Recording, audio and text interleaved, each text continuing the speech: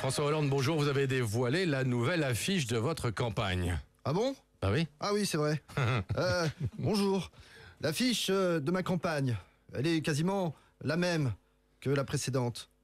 Ils ont à peine retouché le paysage derrière.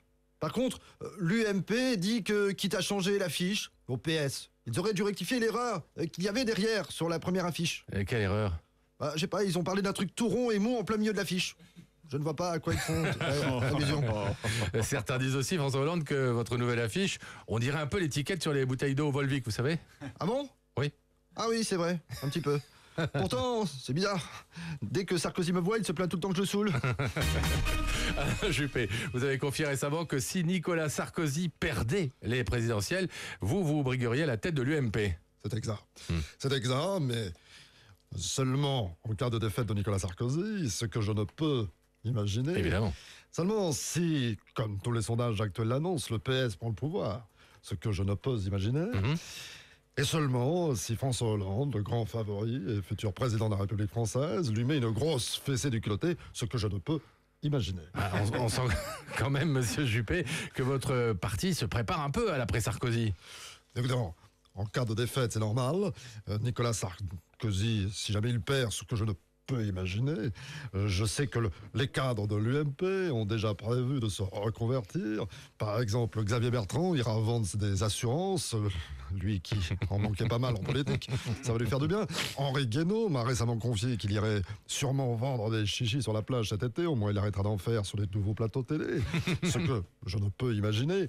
En tous les cas, quand Nicolas va perdre, il ne restera plus que Copé et moi à l'UMP, et on a prévu de se goinfrer, comme vous pouvez l'imaginer. Tiens, Nicolas Sarkozy, bonjour monsieur le Président, parlez de vous justement avec Alain Juppé. Vous avez surpris tout le monde hier en déclarant, je cite, la crise financière est bien terminée. Vous confirmez ça? Eh ben, bien sûr que je confirme mon neveu. Et d'ailleurs, les désaccords européens, c'est pareil, c'est terminé aussi. Bon? Ah oui, c'est terminé. Et la crise grecque, il n'y en a plus. Il n'y a plus, c'est fini. Non, il n'y en a plus. Qu'est-ce que vous voulez que j'y peux, moi? C'est pas de ma faute à moi si je fais trop bien mon travail de président. Oui, enfin quand même, il y en a qui disent qu'ils sont nombreux d'ailleurs, que vous êtes un peu trop optimiste. Eh ben, moi, je dis que non. Ah bon? Oui. Moi, je dis que ça va mieux, que grâce à moi, la France, elle est guérie, et tous les trucs graves, eh ben, c'est fini. La crise terminée, le terrorisme, on l'a tué la semaine dernière. Le chômage, ça n'existe plus. Le nucléaire, ça fait plus bobo. Ah ouais. Les humoristes, ils sont virés. Et Hollande, il est même pas né. D'ailleurs, les présidentielles, c'est pareil, c'est terminé aussi. Ah oui, ça y est. Ben, je suis élu direct. Non, parce que je vais vous faire une petite confidence. Allez-y. S'il y a un seul truc qui n'est pas terminé en France, C'est quoi? Eh ben, c'est bien moi. Ah oui. Ça fait 2 semaines que le film Clo-Clo est à l'affiche et si le chanteur était encore en vie, il aurait sûrement eu pitié de Nicolas Sarkozy et lui aurait dédié une chanson.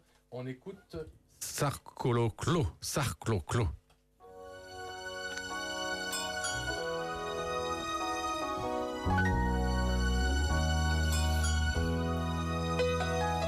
Il a besoin qu'on l'aime s'il veut rester président, mais il espère et il attend.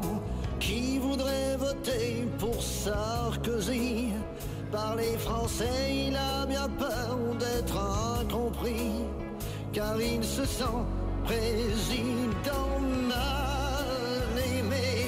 Il est le mal aimé, les gens le connaissent, ils l'ont vu gouverner. Mais ont-ils cherché à savoir d'où lui viennent ses choix? Pourquoi la France est un foutoir? Explique-nous, Nicolas.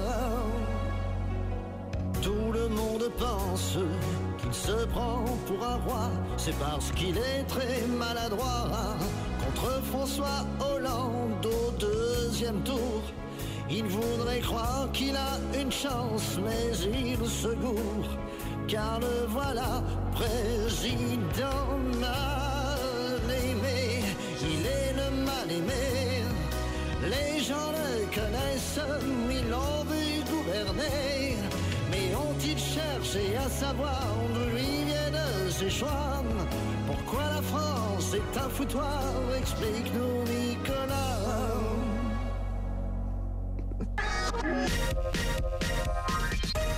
Bravo à Gérald Daron. Rendez-vous avec vous et toutes les voix évidemment que Thierry Graland ont magnifiquement Clo-Clo, magnifiquement interprété. Merci pour cette belle chanson, Je vous en Gérald. prie. Ce soir, j'ai mes clodos avec moi. Ce matin. Vous êtes vache. Gilles avait fait un effort, il avait mis sa petite tenue à paillettes avec le string et tout. Vous êtes vache de le tester de Clo-Clo. Il espérait au moins un Claudette quand même, Gilles Tessier. Oui, justement, je suis un Claudet. Ah oui, c'est vrai. Et vous le verriez danser, c'est encore mieux. Merci Gérald, rendez-vous avec vous évidemment tous les matins. plaisir. C'est à 8h32 dans le 6-10 de Sud Radio, l'esprit libre. Sud Radio.